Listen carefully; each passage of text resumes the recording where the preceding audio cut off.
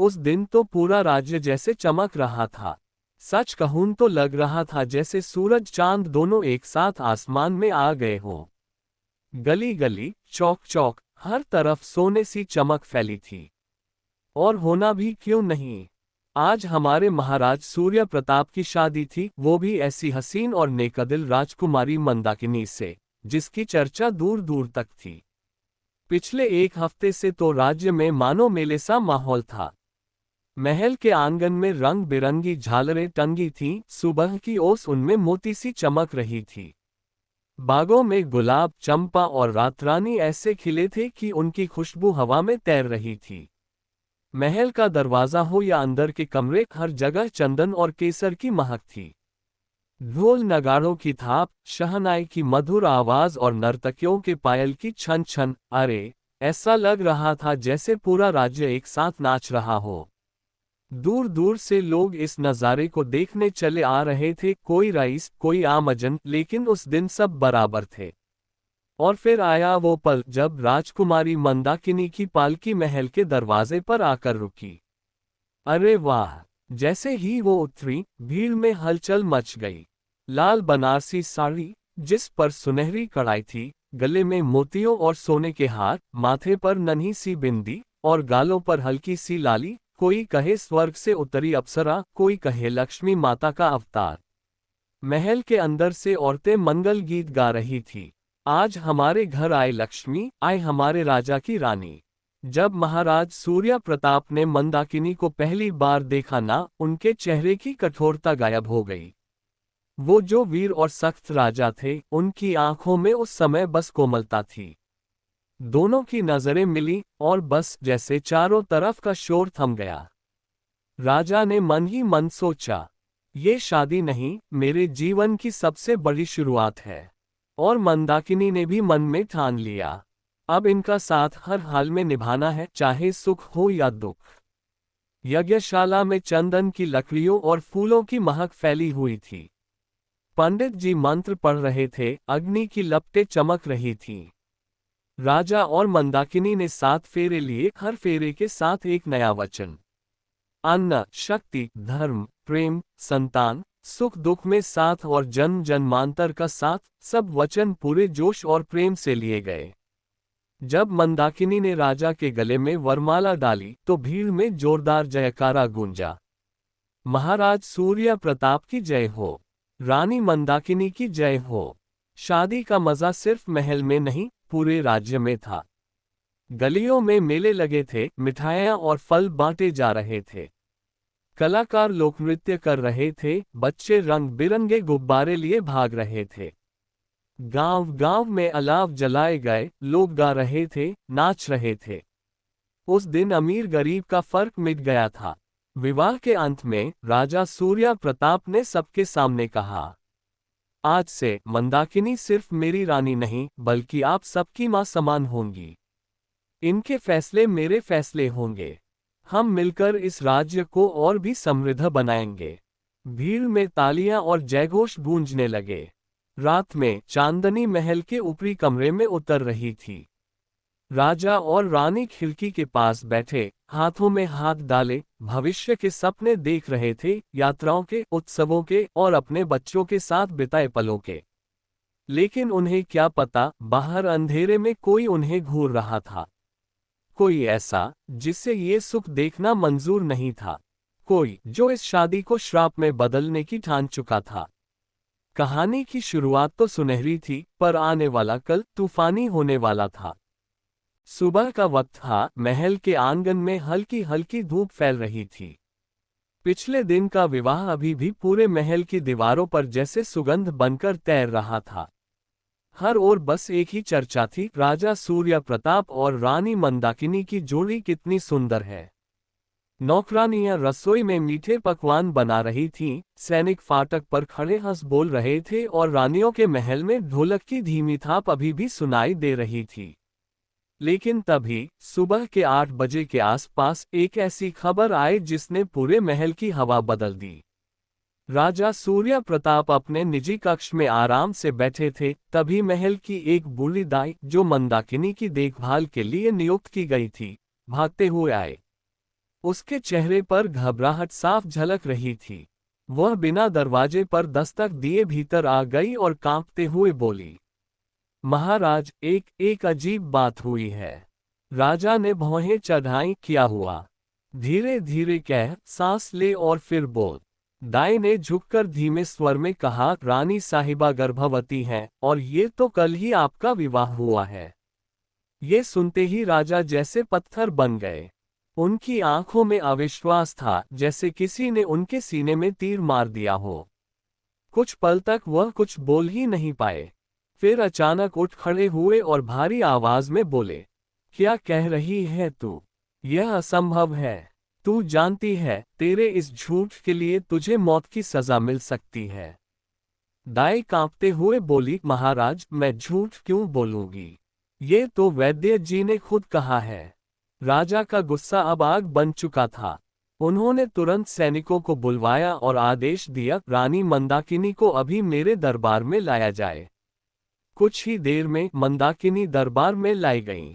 उन्होंने हल्के गुलाबी रंग की रेशमी साड़ी पहन रखी थी और चेहरे पर अब भी शादी की चमक बाकी थी।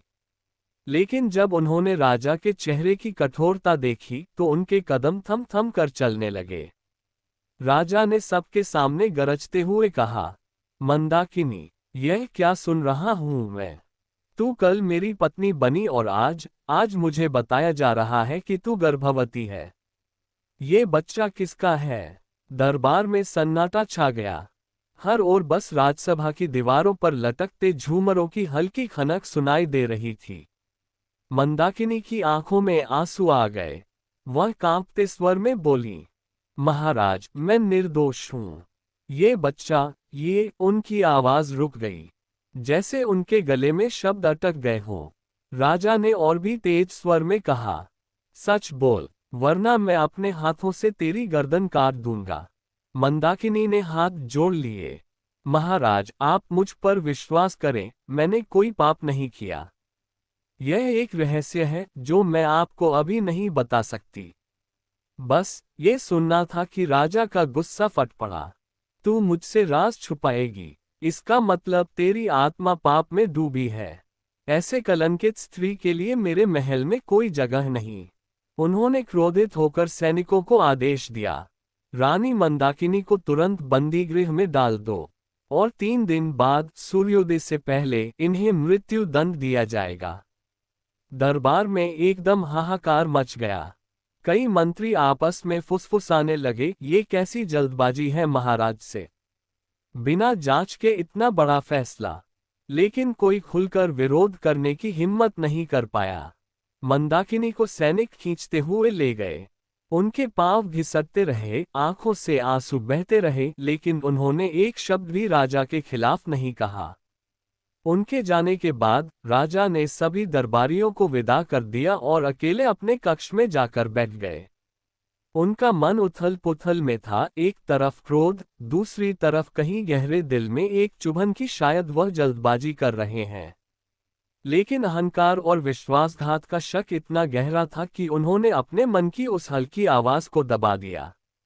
इधर महल के बाहर राज्य के मुख्यमंत्री हरिदत्त इस खबर से बेचैन हो उठे। वह जानते थे कि मंदाकिनी जैसी सज्जन और धर्मपरायण स्त्री ऐसा पाप कर ही नहीं सकती। उन्होंने रात होते होते एक योजना बनाई, किसी भी हाल में वह मंदाकिनी को बचाएंगे। रात गहरी हो चुकी थी। आकाश में बादल छाए हुए थे और महल के चारों ओर मशालों की रोशनी डगमगा रही थी। बंदी गृह में मंदाकिनी चुपचाप बैठी थी। उनके हाथों में बेड़ियां थीं, लेकिन चेहरे पर अब भी एक अजीब सी शांति थी। तभी दरवाजे के पास हल्की सरसराहट हुई। रानी साहिबा, धीमी आवाज में हरिदत्त ने पुकारा। मंदाकिनी ने चौंक कर देखा, मंत्री जी, आप यहाँ? हरिदत्त फुसफुसाए, चुप रहिए, समय कम है। मैं आपको यहाँ से निकालने आया हूँ। महाराज का गुस्सा अभी शांत नहीं होगा। अगर आप महल में रहीं तो 3 दिन बाद। मंदाकिनी ने उनकी बात बीच में ही रोक दी। मैं जानती हूँ मंत्री जी, लेकिन मैं भागकर अपनी निर्दोषता कैसे साबित करूंगी? हरिदत्त ने दृढ़ स्वर में कहा, अभी हमें आपका जीवन बचाना है, बाकी सच बाद में सामने आएगा। आपके गर्भ में जो बच्चा है, शायद उसी में कोई रहस्य छुपा है। बिना समय गंवाए हरिदत्त ने पहरेदार को सोने का लालच देकर सुला दिया और मंदाकिनी को एक साधारण ग्रामीण स्त्री का भेष दे दिया।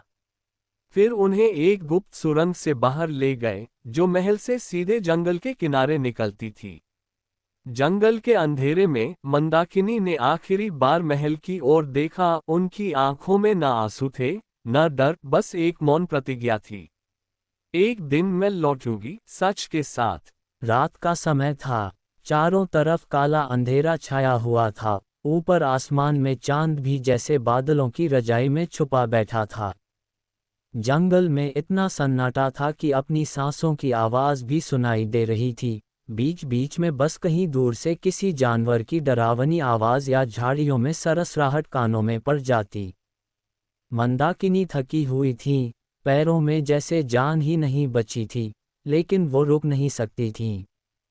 कदम लड़खड़ा रहे थे, आंखों में आंसू थे और दिल में एक ही ख्याल, मुझे जीना है, हर हाल में, अपने बच्चे के लिए।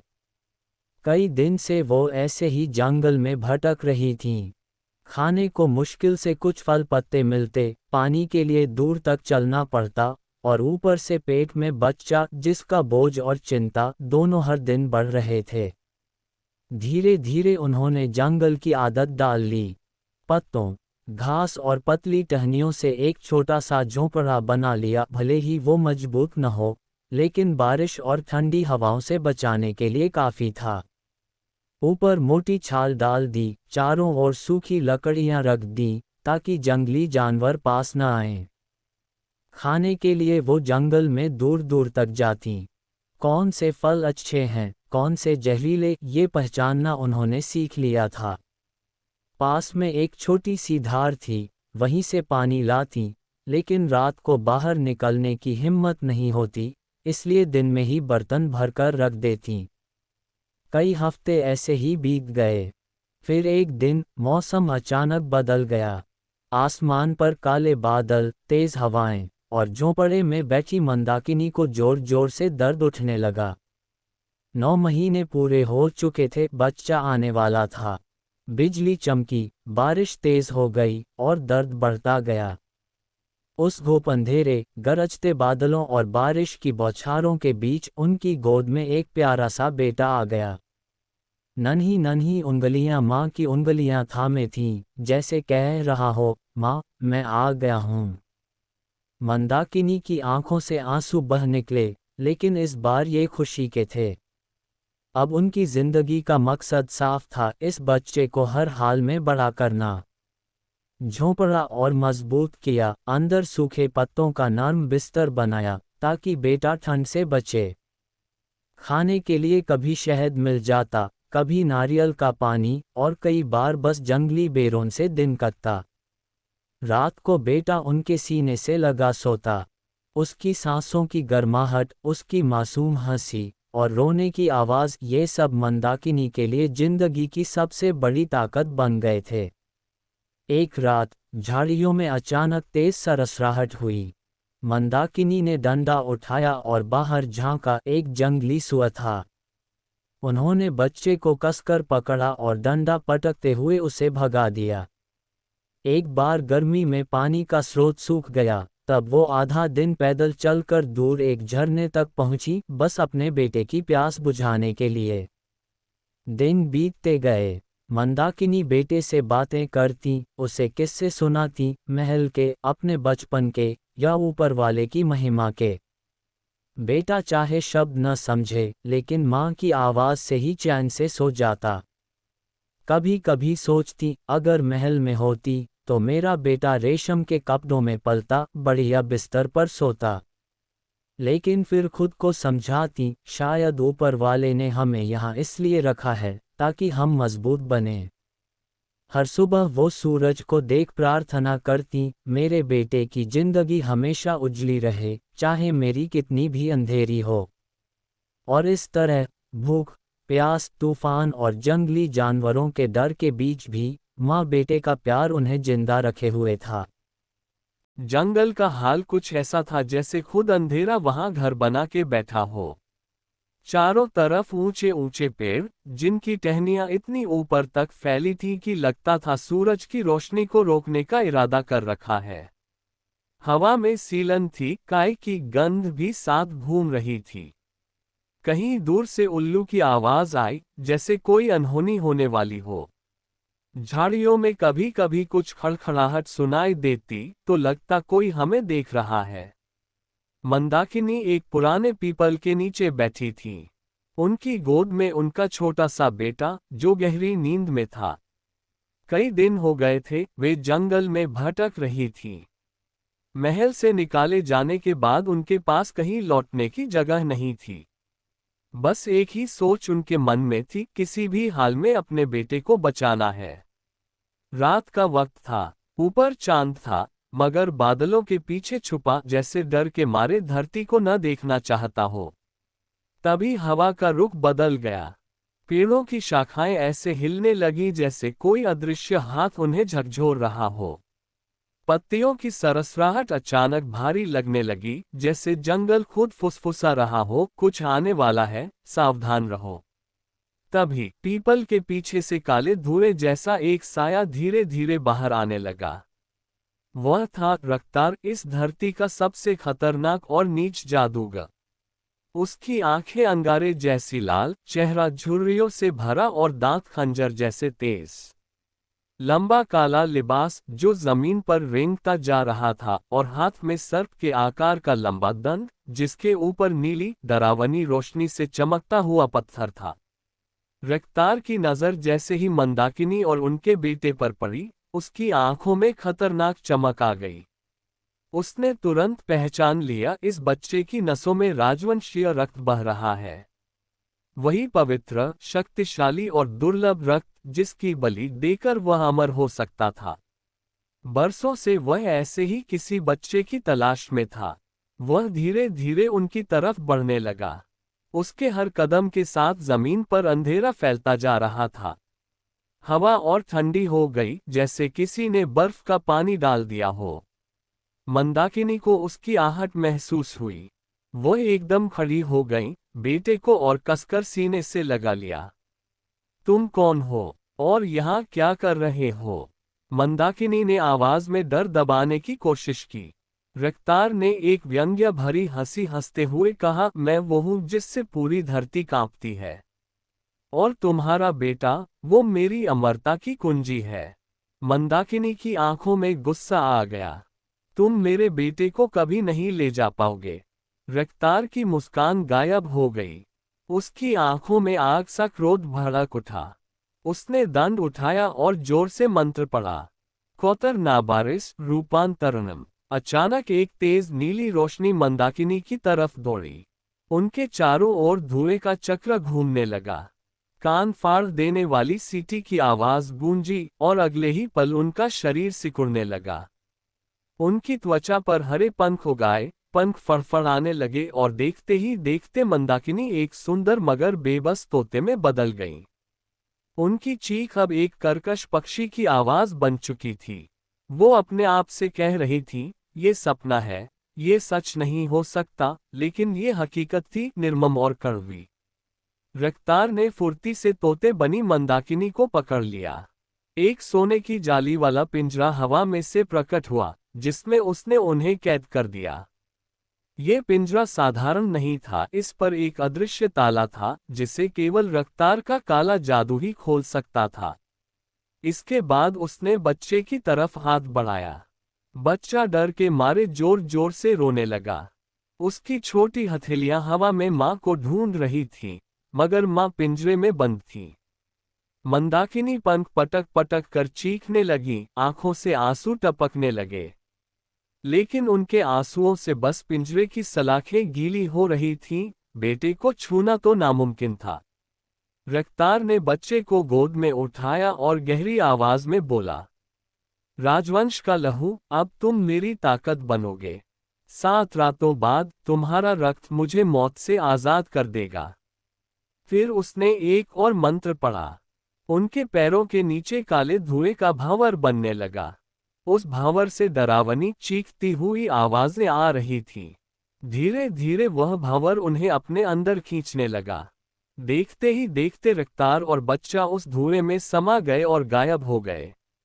अगले ही पल पिंजरे ने भी एक झटका खाया और मंदाकिनी उसमें बंद उसी भांवर में खींचती चली गई।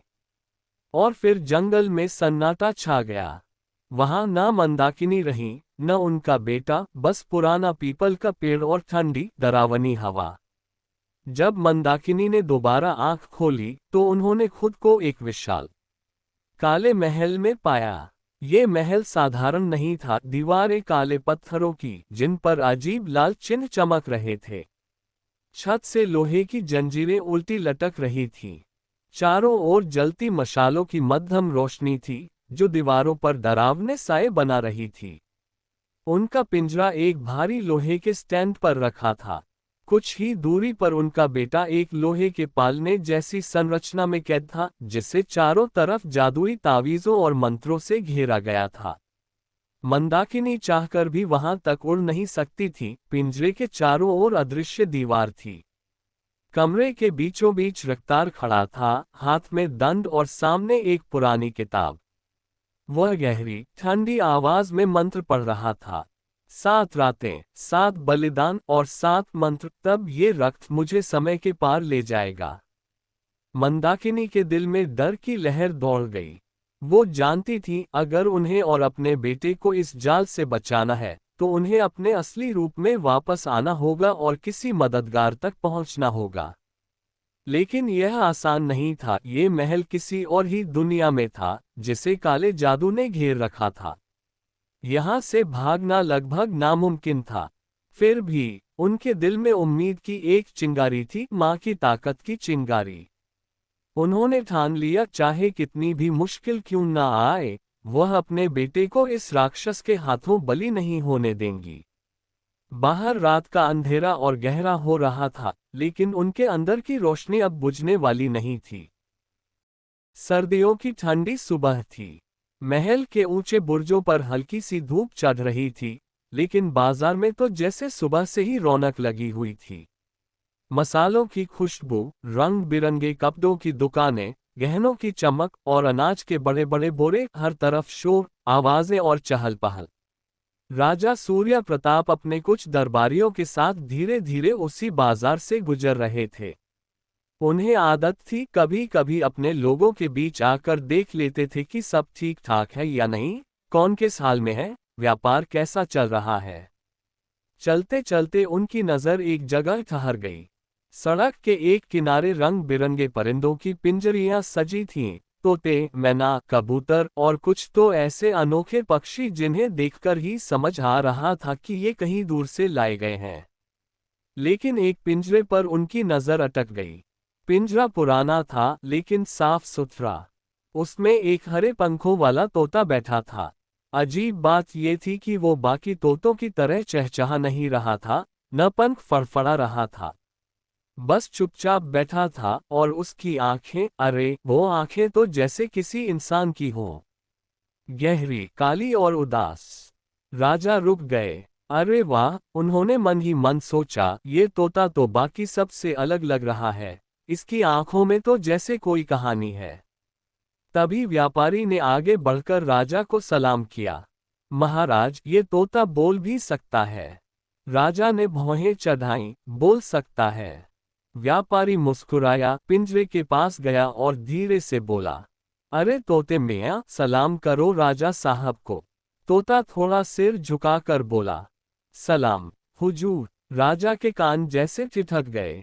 ये कोई साधारण तोते की नकल नहीं थी, इसकी आवाज में एक अजीब सा दर्द था, जैसे कोई दिल से बोल रहा हो।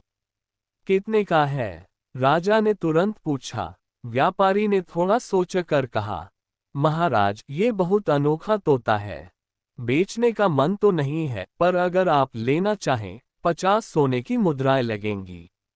राजा को कीमत की कोई परवाह नहीं थी। उन्होंने थैली से सोने की मुद्राएं निकाली और व्यापारी के हाथ में रख दी। पिंजरा उठा लिया और आगे बढ़ गए। चलते चलते राजा बार बार तोते को देखते रहे। तोते, तुम कहाँ से आए हो? तोता चुप। तुम्हारा नाम क्या है? तोता फिर भी चुप, बस अपनी गहरी आंखों से राजा को देखता रहा।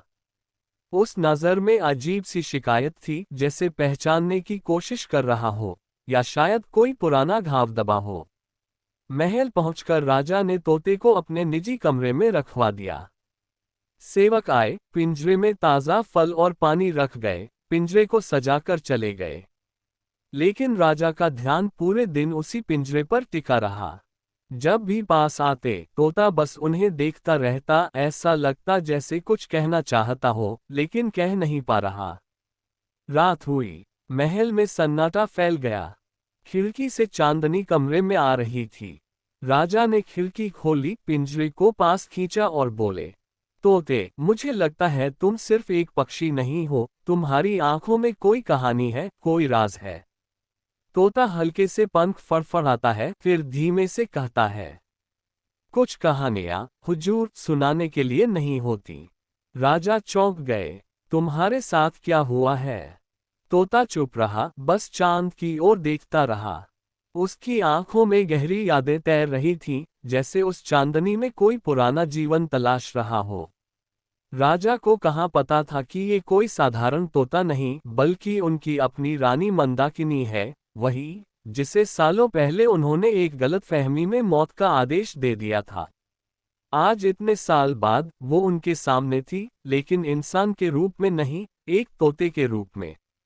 मंदाकिनी का दिल अंदर से चीख रहा था, कह दो, सब सच बता दो। लेकिन उसके ऊपर जो जादुई बंधन था, वो उसे बोलने नहीं दे रहा था। वो बस अपने पति को देख सकती थी, उसकी आवाज सुन सकती थी, और वही उसके लिए सबसे बड़ी यातना थी। महल की चारदीवारी के अंदर किस्मत का अजीब खेल चल रहा था। पति और पत्नी आमने सामने थे, लेकिन एक इंसान और दूसरा पक्षी। पहचान की पतली सी डोर थी, जो अब तक जुड़ नहीं पा रही थी। राजा ने पिंजरे के पास बैठकर कहा, तोते, कल से तुम मेरे साथ दरबार चलोगे, बातें करोगे, मेरा अकेलापन कम करोगे। तोते ने कोई जवाब नहीं दिया, लेकिन उसकी आंखों में आंसू की एक हल्की सी परत चमक उठी। चांदनी में वो आंसू मोती की तरह चमक रहे थे। राजा ने देखा, पर समझ न पाए कि एक पक्षी भी रो सकता है।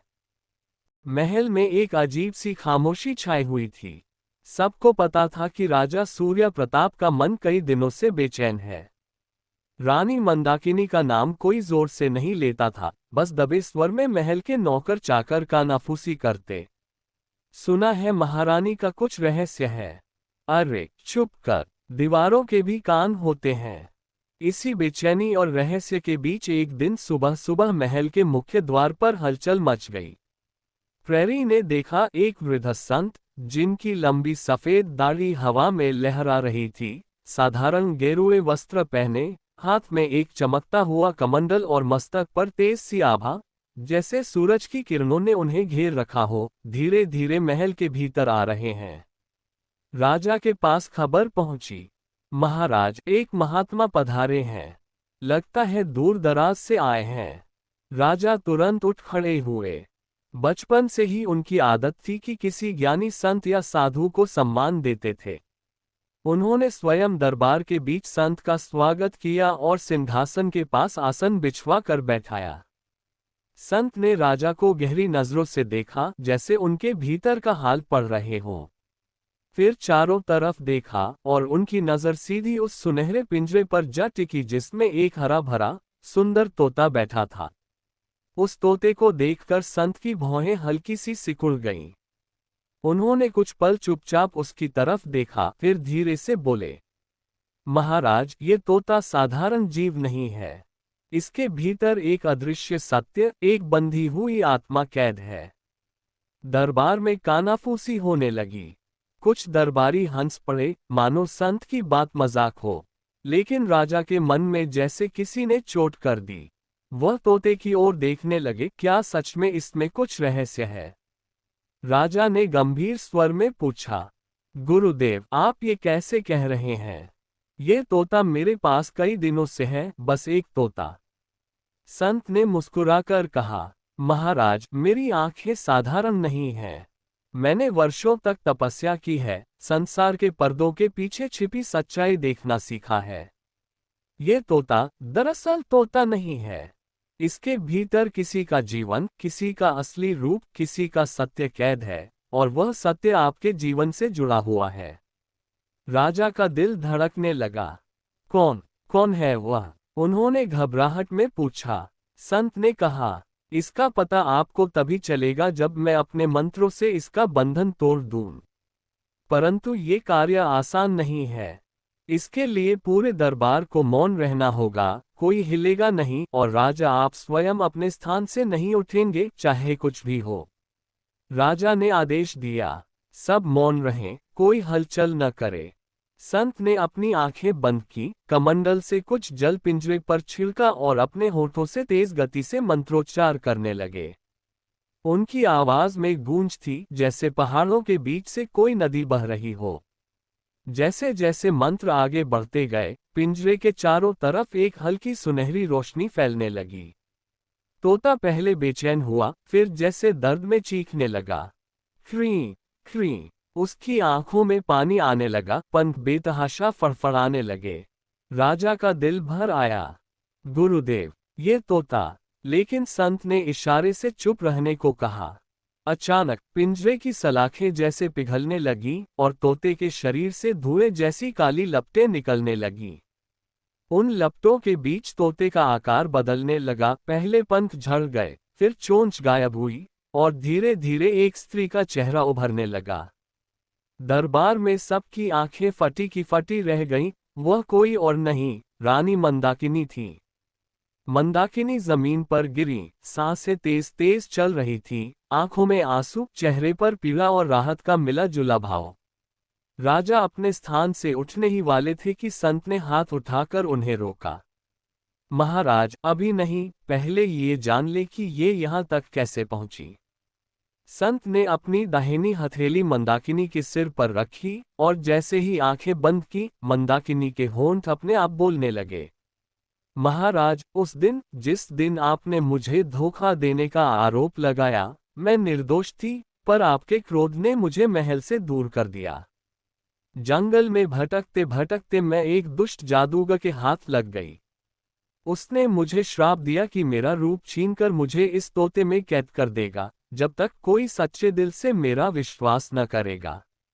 राजा की आंखों से आंसू बहने लगे। मंदाकिनी, मैंने तुम्हारे साथ बहुत अन्याय किया। संत ने हाथ उठाकर राजा को रोका और कहा, महाराज, समय बीत चुका है, लेकिन सत्य आपके सामने है। अब यह आप पर है कि इस सत्य को स्वीकार करें और इसके साथ न्याय करें। राजा सिंहासन से उतरकर मंदाकिनी के पास आए, उन्हें उठाया और अपने हाथों से पानी पिलाया। मंदाकिनी, अब से न मैं तुम्हारे बारे में सुनकर निर्णय लूंगा, नहीं तुम्हें अकेला छोड़ूंगा। दरबार में सबने संत को प्रणाम किया। संत ने बस मुस्कुराकर कहा, मेरा कार्य पूरा हुआ, अब मैं चलूं। और वे जैसे आए थे, वैसे ही धीरे धीरे महल से बाहर चले गए, पीछे छोड़ गए एक पुनर्मिलन, एक टूटे विश्वास की मरम्मत, और एक राजा के दिल में गहरी सीख, सत्य को पहचानने के लिए आंखें नहीं, दिल खुला होना चाहिए। महल के उस बड़े कक्ष में बस दो लोग खड़े थे, राजा सूर्य प्रताप और रानी मंदाकिनी। बाहर से ठंडी हवा पत्थरों की दीवारों से टकराकर हल्की सनसनाहट पैदा कर रही थी, लेकिन अंदर का माहौल इतना भारी था कि सांस लेना भी मुश्किल लग रहा था। मंदाकिनी की आंखें आंसुओं से भीगी हुई थीं, होंठ कांप रहे थे, पर आवाज में एक ऐसी मजबूती थी जो दर्द से जन्म लेती है। उन्होंने धीमे स्वर में कहा, महाराज, आज मैं आपको सब सच बताने आई हूँ, ऐसा सच जिससे मैं चाहकर भी पहले नहीं कह पाई, क्योंकि मैं जानती थी आप मुझ पर विश्वास नहीं करेंगे। राजा का चेहरा सख्त था, लेकिन आंखों में एक बेचैनी थी। वह बोले, सच। मंदाकिनी, क्या तुम्हारा कोई सच है जो उस धोखे से भी बड़ा है, जिसने मेरी नींद, मेरा चैन, मेरा यकीन सब छीन लिया? मंदाकिनी ने गहरी सांस ली, आंसू पोंछे और कहना शुरू किया, ये बात हमारे विवाह से पहले की है। एक दिन मैं अपने मायके के मंदिर में पूजा कर रही थी।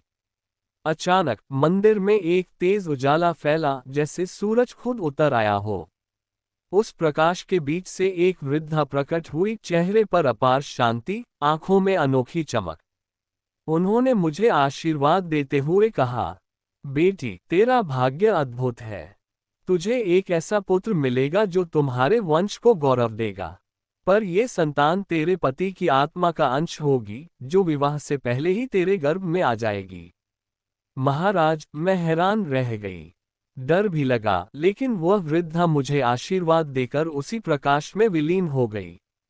राजा ध्यान से सुन रहे थे, लेकिन चेहरा अब भी शक और दर्द से भरा था।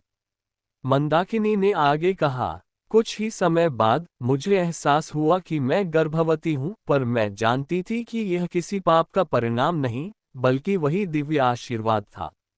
और महाराज, वह आशीर्वाद सिर्फ आपसे जुड़ा था, क्योंकि उस वृद्धा ने कहा था कि मेरे जीवन का राजा आप ही होंगे।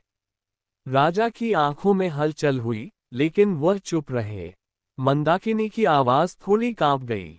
फिर हमारी शादी हुई, और अगली ही सुबह आपने मुझे शक की नजर से देखा।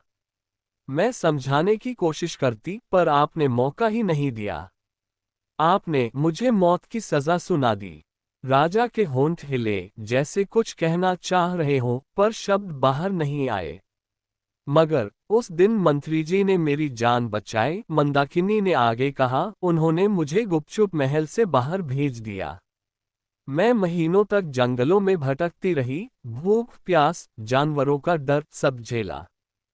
फिर एक दिन एक भयानक जादूगर ने मुझे और मेरे बच्चे को पकड़ लिया। ये सुनकर राजा की आंखें फैल गईं। जादूगर? हाँ महाराज, मंदाकिनी बोली। वह एक तिलिस्मी हवेली में रहता था। उसने कहा कि मेरा बच्चा कोई साधारण नहीं है, उसमें अपार शक्ति है, और वह इसे अपने काले जादू के लिए बलि देना चाहता है। मैंने हर संभव कोशिश की उसे बचाने की, पर एक रात वह मेरा बेटा छीन कर ले गया। मंदाकिनी रोते हुए जमीन पर बैठ गईं। मैंने अपना लहू पसीना, अपनी जान तक दांव पर लगा दी, लेकिन उसे छुड़ा न सकी। मैं हर रोज अपने बेटे की पुकार सुनती हूँ महाराज, पर उसे देख नहीं पाती। राजा अब तक पत्थर की तरह खड़े थे। उनकी सांसें भारी हो गईं। दिल के भीतर जैसे किसी ने नुकीला पत्थर रख दिया हो। उनकी आंखों में पश्चाताप उतर आया, और आवाज बाहर आ गई। मंदाकिनी, मैंने तुम्हें बिना सुने मौत की सजा दी, और तुम ये सब झेलती रही। मैं तो। वह वहीं घुटनों के बल बैठ गए, सिर झुक गया। मुझे माफ कर दो, मैं राजा होकर भी तुम्हारा रक्षक न बन सका।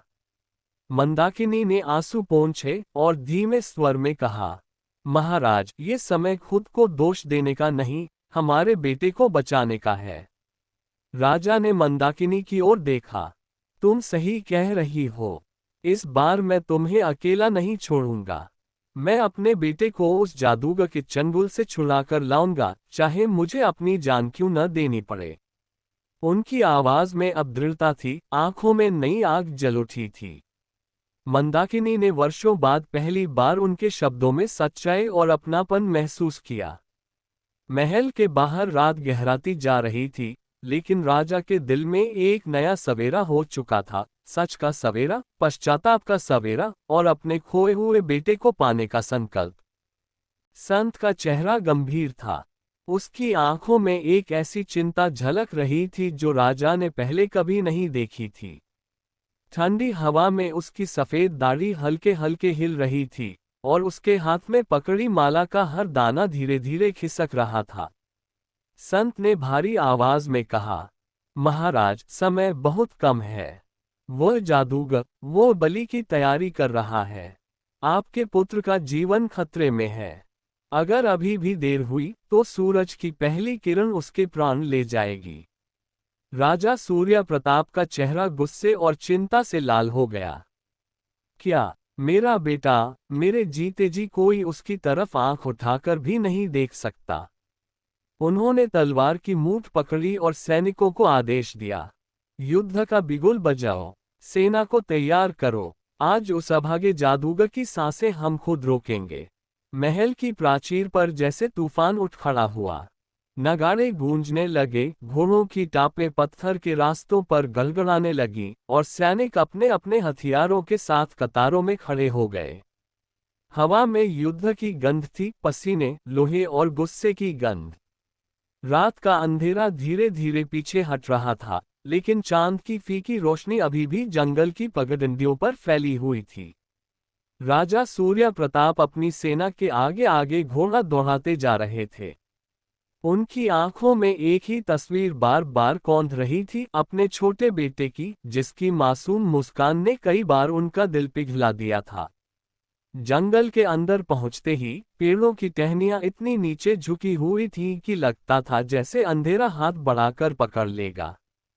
चारों तरफ से जंगली आवाजें, पत्तों की सरसराहट और कहीं कहीं से उल्लू की हूक कान में पड़ रही थी। लेकिन राजा के कान अब सिर्फ एक आवाज सुनने को बेताब थे, अपने बेटे की। आखिरकार वे एक खुली जगह पर पहुंचे जहां जादूगर ने अपना अड्डा बना रखा था। बीच में एक काला सा पत्थर का वेदी स्तंभ था, जिस पर लाल कपड़े बिछे थे। पास ही राजा का बेटा रस्सियों में बंधा हुआ था, उसकी आंखें डरी हुई थीं और होंठ कांप रहे थे। जादूगर ने राजा को देखते ही ठहाका लगाया। हा हा हा, देर हो गई सूर्य प्रताप। आज तुम्हारे बेटे की बलि से मेरी शक्तियां 100 गुना बढ़ जाएंगी। राजा ने तलवार सीधी उसकी तरफ तान दी। तेरी ये हिम्मत, आज तेरी कहानी यहीं खत्म होगी। युद्ध शुरू हो गया। जादूगर ने अपने हाथ उठाए और हवा में नीली सी आग लहराने लगी। उसकी आंखें लाल अंगारों की तरह चमक रही थीं। वह मंत्र पढ़ते ही बिजली सी चमक फेंकता और कई सैनिक धराशायी हो जाते। लेकिन राजा की सेना भी पीछे हटने वालों में से नहीं थी। तलवारों की टकराहट, ढालों की धमक और घायल सैनिकों की कराहट से वातावरण भर गया। राजा खुद घोड़े से उतरकर जादूगर पर टूट पड़े। उनकी तलवार ने जादूगर की जादुई लाठी के कई वार रोके। हर वार के साथ दोनों के चेहरे पर पसीने की बूंदें चमकने लगीं। एक बार जादूगर ने अचानक हाथ बढ़ाकर राजा की गर्दन पकड़ने की कोशिश की, लेकिन राजा ने झटके से उसका हाथ काट दिया।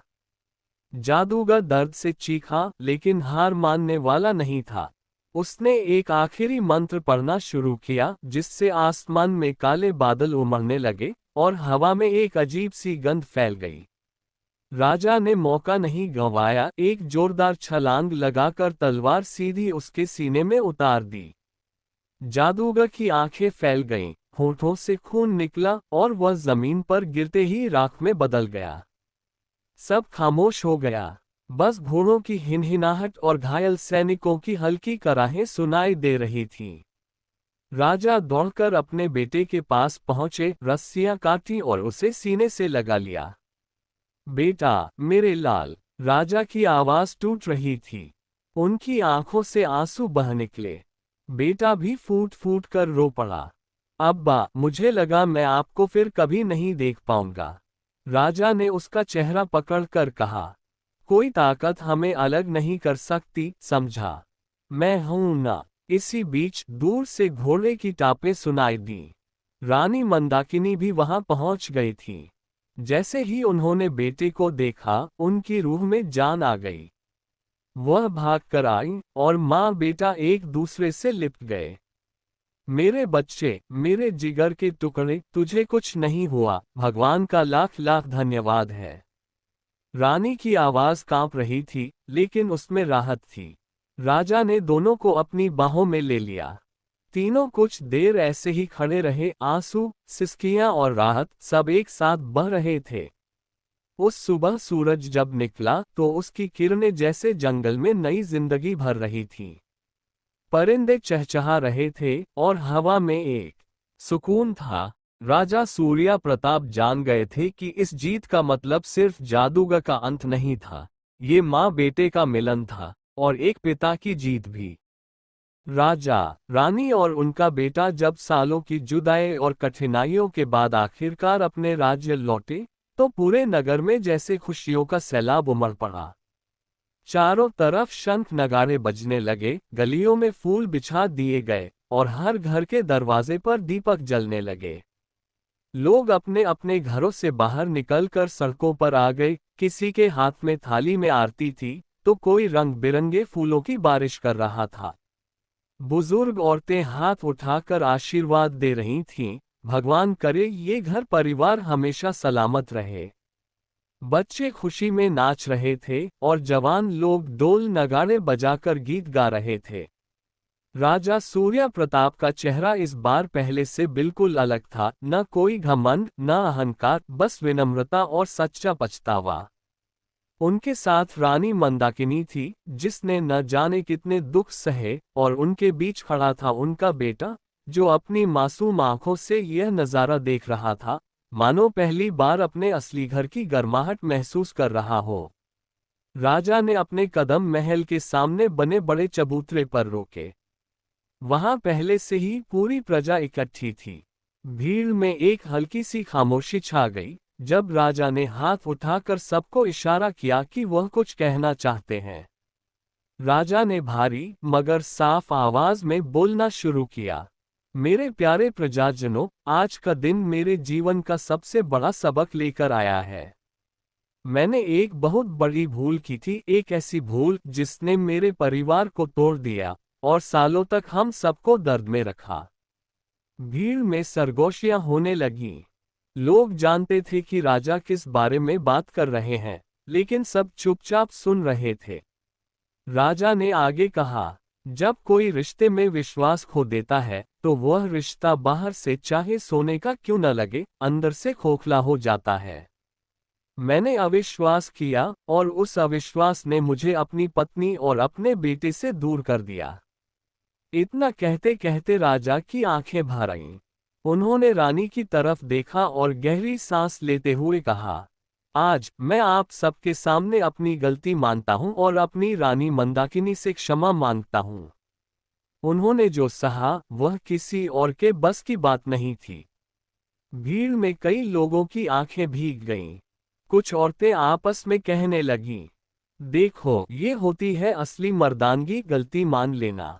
राजा ने फिर कहा, मैं आज ये घोषणा करता हूं, अविश्वास रिश्तों को तोड़ देता है, लेकिन सत्य और विश्वास उन्हें अमर बना देते हैं। मैं वचन देता हूं कि अब से मेरे राज्य में न किसी पर बिना कारण शक किया जाएगा और न किसी को बिना सुने सजा दी जाएगी। जैसे ही राजा के ये शब्द खत्म हुए, पूरे नगर में तालियों और जयकारों की गूंज फैल गई। राजा सूर्य प्रताप की जय, रानी मंदाकिनी की जय, राजकुमार की जय, हर ओर यही आवाज गूंजने लगी। उसके बाद महल में एक भव्य उत्सव का आयोजन किया गया। सोने चांदी के दिए जलाए गए, रसोई में तरह तरह के व्यंजन बने, गुलाब जामुन, पूरी, खीर, बिरयानी और न जाने कितनी मिठाइयाँ। हर गरीब, हर अमीर, हर छोटे बड़े को बुलाया गया। महल के दरवाजे पूरी तरह खोल दिए गए ताकि कोई भी बाहर न रहे। रानी मंदाकिनी महल के आंगन में खड़ी होकर सबका स्वागत कर रही थीं। उनके चेहरे पर एक सुकून था, वो सुकून जो सालों बाद उन्हें मिला था। उनके पास खड़ा बेटा बार बार उनकी चूर्ण पकड़कर कह रहा था, अम्मा, ये सब हमारे लिए खुश हैं। रानी ने मुस्कुराते हुए कहा, हाँ बेटा, ये सब तेरे लौटने की खुशी मना रहे हैं। राजा, रानी और बेटा तीनों पहली बार एक साथ बैठकर खाना खा रहे थे और यह नज़ारा देखकर महल के नौकर चाकर तक की आंखें भर आईं। सालों का दर्द जैसे उस एक दिन में पिघलकर बह गया। रात को जब उत्सव खत्म हुआ और महल की ऊंची दीवारों पर दियों की रोशनी टिमटिमा रही थी, राजा ने बालकनी से पूरे नगर को देखा। उन्होंने महसूस किया कि असली ताकत तलवार या सेना में नहीं, बल्कि सच्चाई और विश्वास में होती है। उस दिन से परिवार में प्रेम, सम्मान और सुख का माहौल हमेशा बना रहा। राजा ने अपनी गलती को एक सबक की तरह संभाल लिया, रानी ने माफ कर दिया और बेटा ऐसे माहौल में बड़ा हुआ जहां भरोसा और प्यार सबसे बड़ी दौलत थे। नगर के लोग भी इस घटना को कभी नहीं भूले। वे बच्चों को सिखाते, देखो, शक करने से पहले सच जानो और गलती हो जाए तो उसे मानने से मत डरना। और इस तरह वह दिन राज्य के इतिहास में विश्वास का दिवस कहलाया, जिसे हर साल दीप जलाकर मनाया जाने लगा ताकि सबको याद रहे कि रिश्तों का आधार हमेशा सच्चाई और विश्वास होना चाहिए। बहुत समय पहले की बात है। एक बड़े शहर में वीरेंद्र सिंह नाम के राजा का राज था। वो बहुत ही बहादुर और इंसाफ पसंद राजा था। उसकी 7 रानियां थी। रानी चंद्रमुखी, पद्मावती, कमल देवी, सुंदर देवी, विजयलक्ष्मी, मणिकर्णिका और सबसे छोटी मृणलिनी। राजा को मृणलिनी सबसे ज्यादा प्यारी थी। उसकी मुस्कान, उसकी सादगी और उसकी आंखों की चमक राजा को बहुत भाती थी। वो अक्सर मृणलिनी से कहा करता, तुम नहीं होती तो ये महल भी खाली लगता और मेरी जिंदगी भी अधूरी। राजा हर सुबह सूरज निकलते ही अपने गुरु आत्मानंद के आश्रम जाया करता था।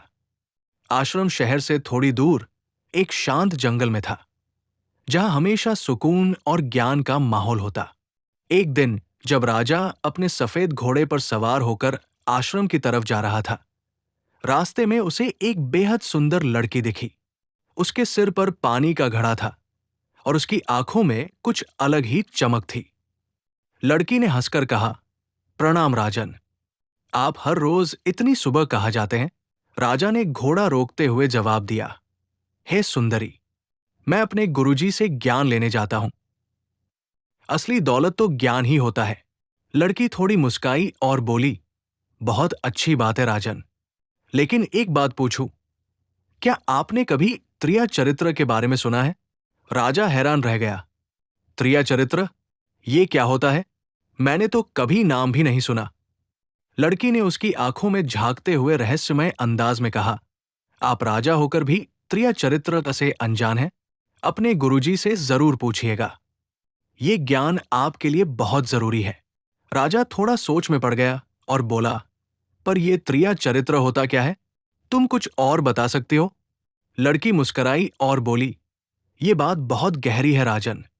इसका मतलब तो आपके गुरु ही अच्छे से समझा सकते हैं।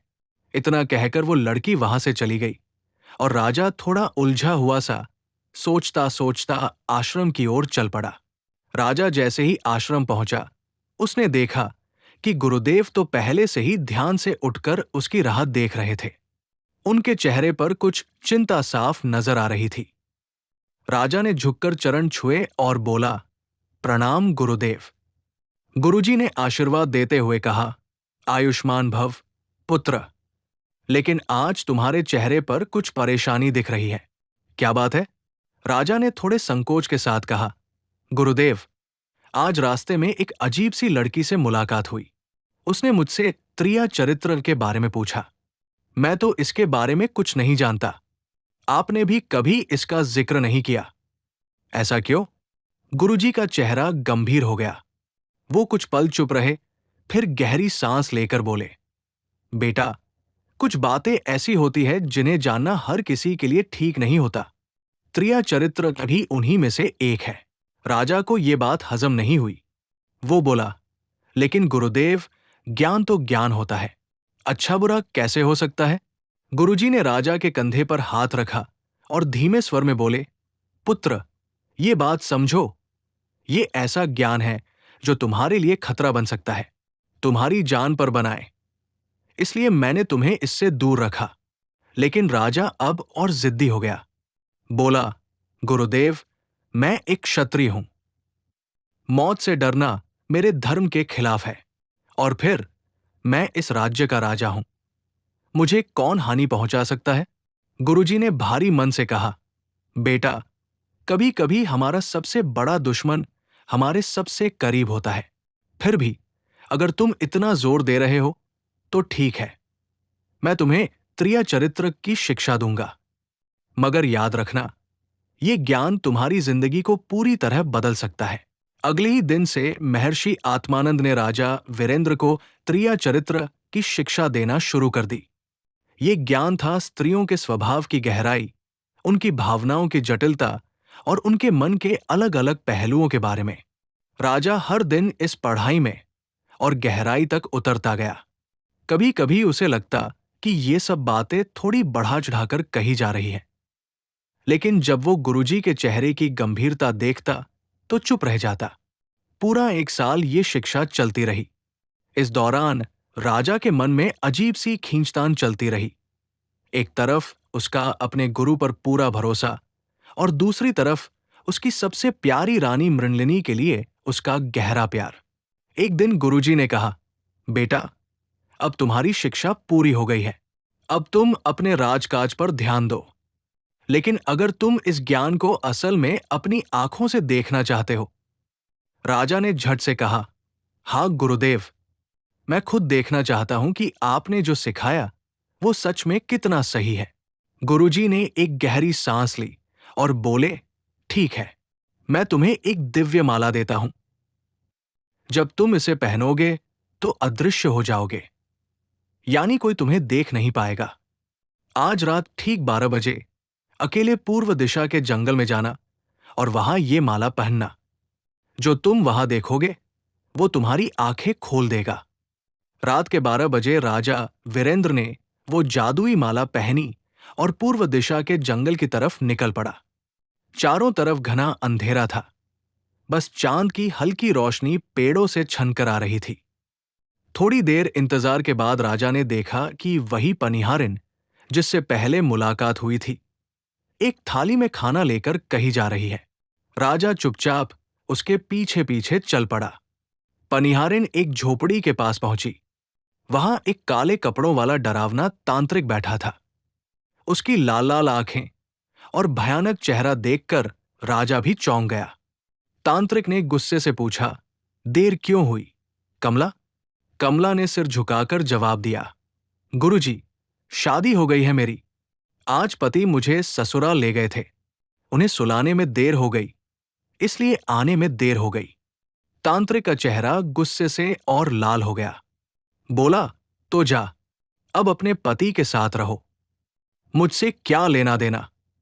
कमला रोते हुए बोली, नहीं गुरुजी, मैं तो आपसे ही प्यार करती हूं, आपके बिना नहीं रह सकती। आप जो कहेंगे मैं करूंगी। तांत्रिक ने एक चमकदार खंजर निकाला और कमला को दिया। बोला, अगर मुझसे इतना ही प्यार है तो जा, अपने पति का गला काट कर लाओ, तभी मैं तुमसे शादी करूंगा। राजा वीरेंद्र सब कुछ छिपकर देख रहा था। वो हैरान रह गया। कमला चुपचाप खंजर लेकर भागी और अपने घर पहुंची।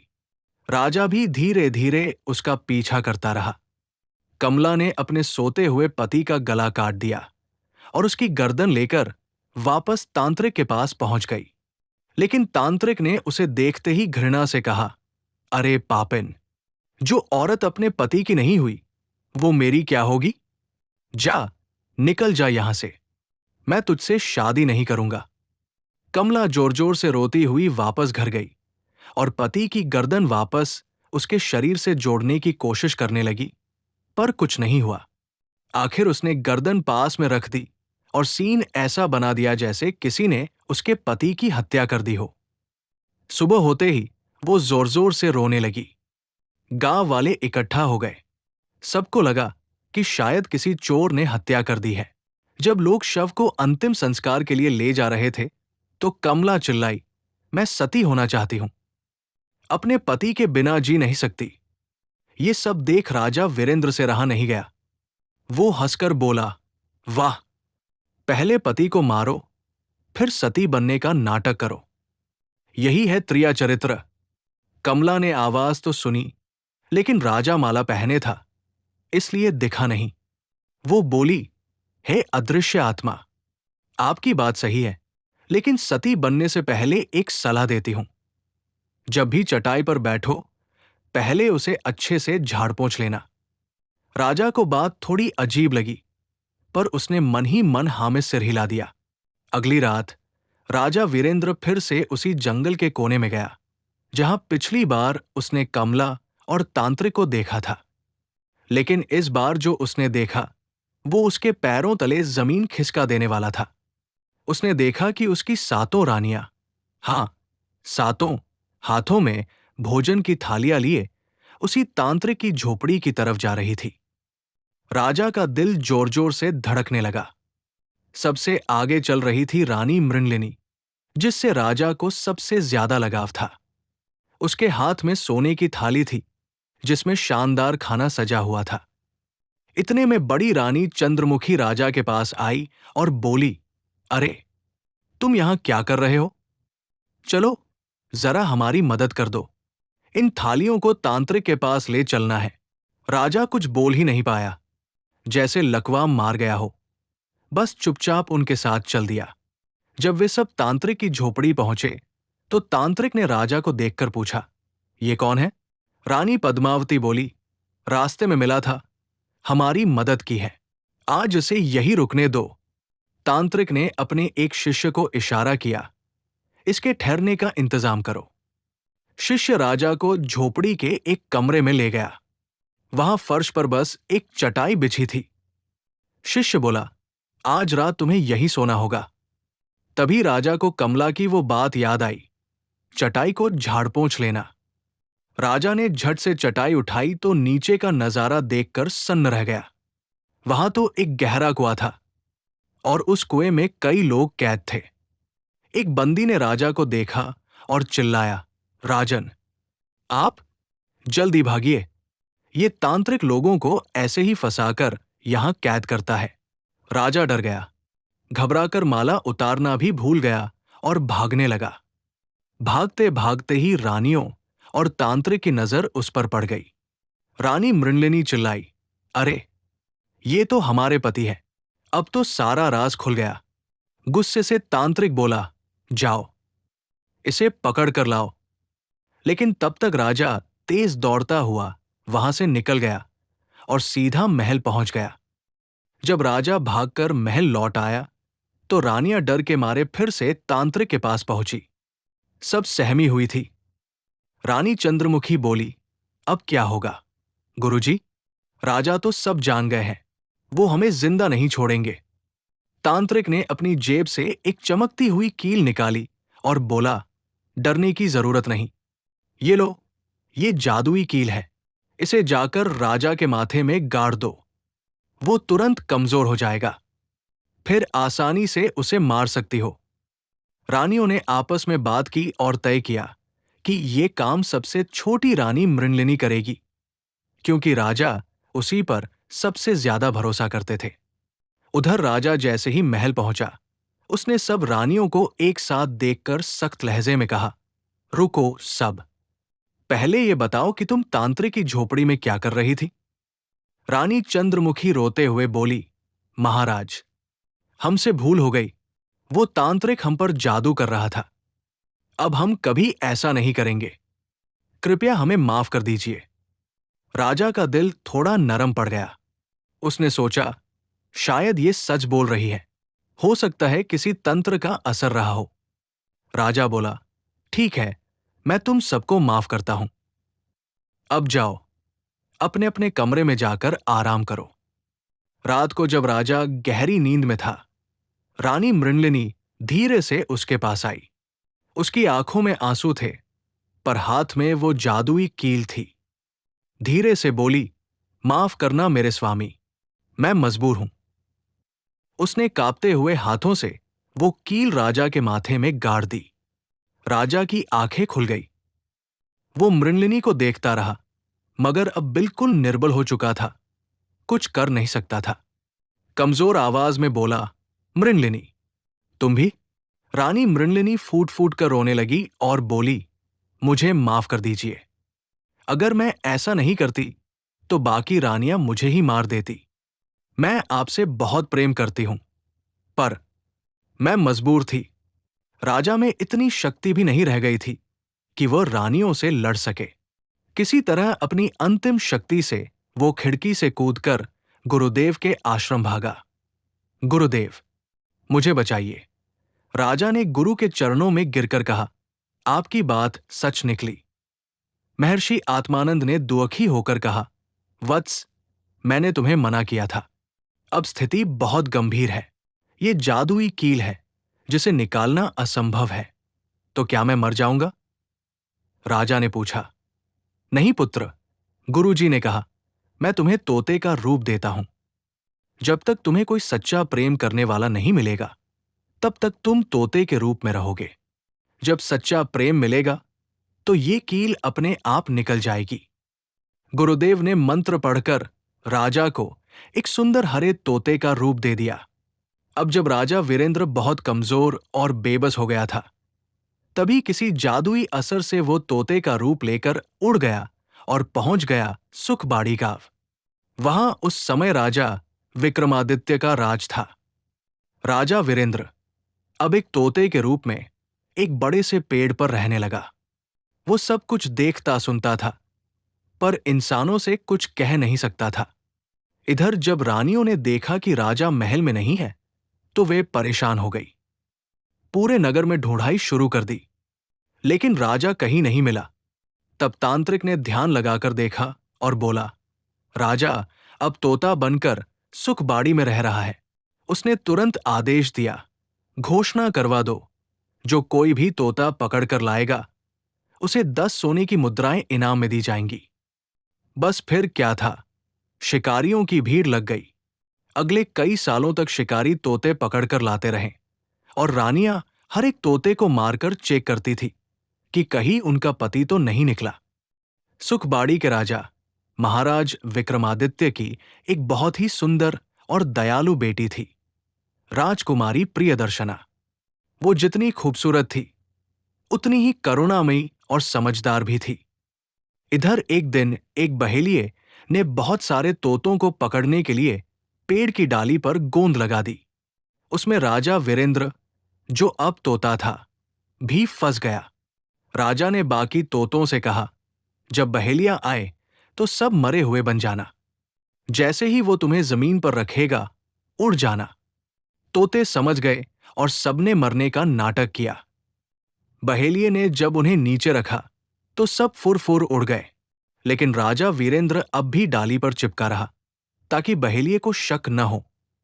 उसने खुद को ऐसे गोंद से चिपका दिखाया जैसे अभी तक फंसा हुआ हो। बहेलिया उसे लेकर बाजार गया और बहुत ऊंची कीमत बताने लगा। राजा वीरेंद्र, तोता, ने खुद ही अपना मूल्य बहुत ज्यादा बताया ताकि कोई उसे खरीद न पाए। शाम को राजा विक्रमादित्य के सैनिक वहां आए और उन्होंने 5000 सोने के सिक्कों में उस तोते को खरीद लिया। जब वो तोता राजा विक्रमादित्य के पास पहुंचा, तो उन्होंने देखा कि ये तोता बहुत समझदार और खास है। ये तोता राजा को आने वाले खतरों की चेतावनी देता था। कुछ दिनों बाद राजा ने अपनी बेटी से कहा, प्रियदर्शना, अब से तुम इस तोते की देखभाल करो। ये कोई मामूली पक्षी नहीं है, बहुत बुद्धिमान है। बस फिर क्या था, राजकुमारी प्रियदर्शना को वो तोता बहुत प्यारा लगने लगा।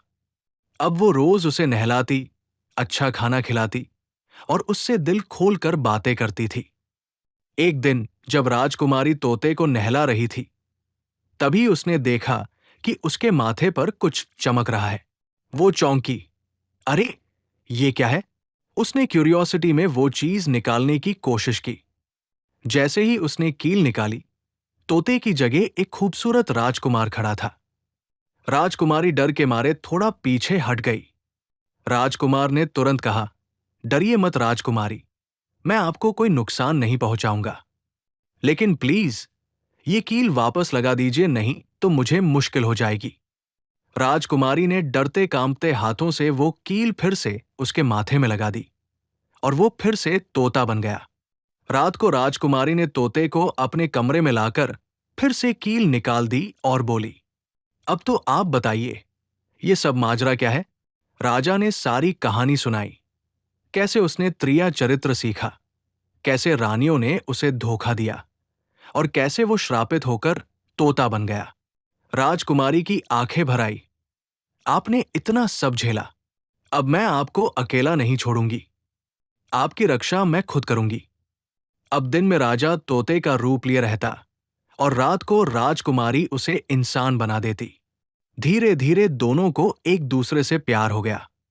राजकुमारी मुस्कुराकर कहती, आपके साथ बिताए ये पल मेरी जिंदगी के सबसे खूबसूरत पल है। और राजा प्यार से जवाब देता, प्रियदर्शना, तुमने ही मुझे फिर से जीने की वजह दी है। तुम्हारा प्यार ही मेरी सबसे बड़ी ताकत है। कई साल बीत गए, लेकिन तांत्रिक और वो रानियां अब भी राजा की तलाश में थे। एक दिन तांत्रिक ने ध्यान लगाया और बोला, मुझे दिख रहा है, राजा अभी जिंदा है और सुखबाड़ी के महल में है। फिर वो बोला, अब मैं एक चाल चलता हूं। सुनो, हम सबको नाचना सीखना होगा। हम लोग वहां जाकर दरबार में नृत्य करेंगे। राजा विक्रमादित्य को नाच गाने का बहुत शौक है। जब वो खुश होगा, तब हम उससे वो तोता मांग लेंगे। फिर क्या था, रानियां दिन रात मेहनत करने लगी। पूरे 6 महीने तक उन्होंने नृत्य की जमकर प्रैक्टिस की। तांत्रिक ने भी बाजा बजाना अच्छे से सीख लिया, ताकि सब कुछ एकदम असली लगे। एक दिन तांत्रिक ने भेष बदलकर राजा विक्रमादित्य के दरबार में एंट्री ली। वो झुककर बोला, महाराज, हम लोग नाच गाने के कलाकार हैं। हम चाहते हैं कि आपके सामने अपनी कला दिखाएं। राजा मुस्कुराए और बोले, जरूर, मुझे तो ऐसे हुनर बहुत पसंद है। फिर तांत्रिक ने तबला बजाना शुरू किया और सातों रानियां शानदार अंदाज में नाचने लगी। उनका नृत्य सचमुच बहुत ही लाजवाब था। लेकिन जैसे ही तबले की आवाज राजकुमारी के कमरे तक पहुंची, वहां तोते के रूप में बैठा असली राजा एकदम चौकन्ना हो गया। उसने आवाज पहचान ली, ये तो वही तांत्रिक है। रात को जब राजकुमारी आई और बोली, आइए, अब इंसान बन जाइए, तो राजा ने मना कर दिया। राजकुमारी हैरान होकर पूछी, क्यों नहीं, क्या हुआ? राजा ने गंभीर होकर कहा, प्रिय, आज जो लोग दरबार में आए थे, वो मेरे दुश्मन हैं। अगर मैं इंसान बना, तो वो मुझे पहचान लेंगे। आज मैं तोता ही बना रहूंगा। उधर दरबार में राजा विक्रमादित्य उस नृत्य से इतने खुश हुए कि बोले, वाह, कमाल कर दिया तुम सबने। बताओ, क्या इनाम चाहोगे? तांत्रिक झुककर बोला, महाराज, बस एक चीज चाहिए। वो तोता जो आपके पास है, हमें दे दीजिए। राजा विक्रमादित्य, जो कुछ भी नहीं समझ पाए थे, बोले, बिल्कुल, ले जाओ। जब राजा का मंत्री तोता लेने आया, तो राजकुमारी प्रियदर्शना ने साफ साफ मना कर दिया, मैं ये तोता किसी को नहीं देने वाली। मंत्री ने जाकर सारी बात राजा विक्रमादित्य को बताई। राजा खुद आ गए और बोले, बेटी, मैंने वचन दिया है, तुम तोता दे दो। लेकिन राजकुमारी ने ठान लिया था। वो बोली, पिताजी, ये तोता तो मेरी जान से भी प्यारा है, मैं इसे नहीं दे सकती। राजा को गुस्सा आ गया। प्रियदर्शना, ये कैसी जिद कर रही हो? मैंने किसी के सामने वादा किया है। राजकुमारी की आंखें भर आई, लेकिन वो टस से मस नहीं हुई। राजा ने कई बार समझाया, पर जब वो नहीं मानी, तो राजा गुस्से में आकर पिंजरा छीनकर जमीन पर फेंक दिया। पिंजरा टूट गया और तोता उड़कर आजाद हो गया। जैसे ही रानी मृणलिनी ने तोते को देखा, वो चौंक कर चिल्ला उठी, अरे, यही है वो, पकड़ो इसे। सब लोग तोते को पकड़ने के लिए उसके पीछे दौड़ पड़े, लेकिन चालाक तोते ने पास रखी एक थाली गिरा दी। खन्नन, जोरदार आवाज हुई। ये आवाज सुनकर राजा विक्रमादित्य और राजकुमारी प्रियदर्शना दौड़े चले आए। राजा बोले, ये हंगामा किस बात का है? राजकुमारी ने बिना समय गवाए सारी सच्चाई साफ साफ बता दी। कैसे राजा वीरेंद्र को तांत्रिक ने छल से तोता बना दिया, कैसे त्रिया चरित्र की आड़ में सातों रानियों ने विश्वासघात किया, और किस तरह ये सब एक बड़ी साजिश थी। ये सुनते ही राजा विक्रमादित्य गुस्से से कांप उठे, इन सबको तुरंत पकड़ो। सैनिक दौड़े और तांत्रिक व सातों रानियों को पकड़ लिया। फिर राजकुमारी ने प्यार से तोते को उठाया और उसके माथे से कील निकाल दी, और तभी एक तेज रोशनी फैली। देखते ही देखते तोता गायब हुआ, और वहां खड़ा था वही तेजस्वी सुंदर राजा वीरेंद्र। जैसे ही राजा वीरेंद्र अपने असली रूप में आया, उसने झुककर राजा विक्रमादित्य के चरण छुए और बोला, महाराज, आपकी बेटी ने तो मुझे दोबारा जिंदगी दे दी है। अगर आप इजाजत दें, तो मैं उससे विवाह करना चाहता हूं। राजा विक्रमादित्य ने मुस्कुराकर प्रियदर्शना की ओर देखा और पूछा, पुत्री, क्या तुम इस वीर और सच्चे राजा से विवाह करना चाहती हो? प्रियदर्शना शर्म से मुस्कुराई, नजरें झुका ली और धीरे से बोली, पिताजी, ये तो मेरे लिए सौभाग्य की बात होगी। फिर क्या था, धूमधाम से शादी हुई। दोनों का भव्य विवाह पूरे राज्य में खुशी की लहर ले आया। विवाह के बाद राजा वीरेंद्र अपनी रानी प्रियदर्शना को लेकर अपने राज्य लौट गया। इधर सातों दुष्ट रानियों को अदालत ने उम्र भर के लिए जेल भेज दिया। तांत्रिक को भी कड़ी सजा दी गई। राजा वीरेंद्र ने अपने गुरु महर्षि आत्मानंद के चरण छुए और कहा, गुरुदेव, आपकी कही बात एकदम सही निकली, लेकिन इस पूरे अनुभव ने मुझे जिंदगी का असली मतलब सिखा दिया। गुरुजी ने मुस्कुराकर आशीर्वाद दिया और बोले, वत्स, सच्चा प्रेम सबसे बड़ी ताकत है। प्रियदर्शना के सच्चे और निस्वार्थ प्रेम ने ही तुम्हें इस बंधन से आजादी दिलाई है। इसके बाद राजा वीरेंद्र और रानी प्रियदर्शना ने मिलकर अपने राज्य को बहुत प्रेम, न्याय और समझदारी से चलाया। दोनों का रिश्ता एक मिसाल बन गया और इस तरह त्रिया चरित्र की ये पूरी कहानी खत्म होती है, जो हमें सिखाती है कि अंधविश्वास और शक किसी भी रिश्ते को तबाह कर सकते हैं, लेकिन अगर प्यार सच्चा हो और भरोसा बना रहे तो कोई भी मुश्किल ज्यादा देर टिक नहीं सकती। दोस्तों, उम्मीद है आपको यह वीडियो पसंद आई होगी। अगर वीडियो पसंद आए तो प्लीज वीडियो को लाइक और शेयर करके इस चैनल को सब्सक्राइब जरूर करें। तो मिलते हैं एक और नई वीडियो पे, तब तक के लिए मेरे इस चैनल पर बने रहिए।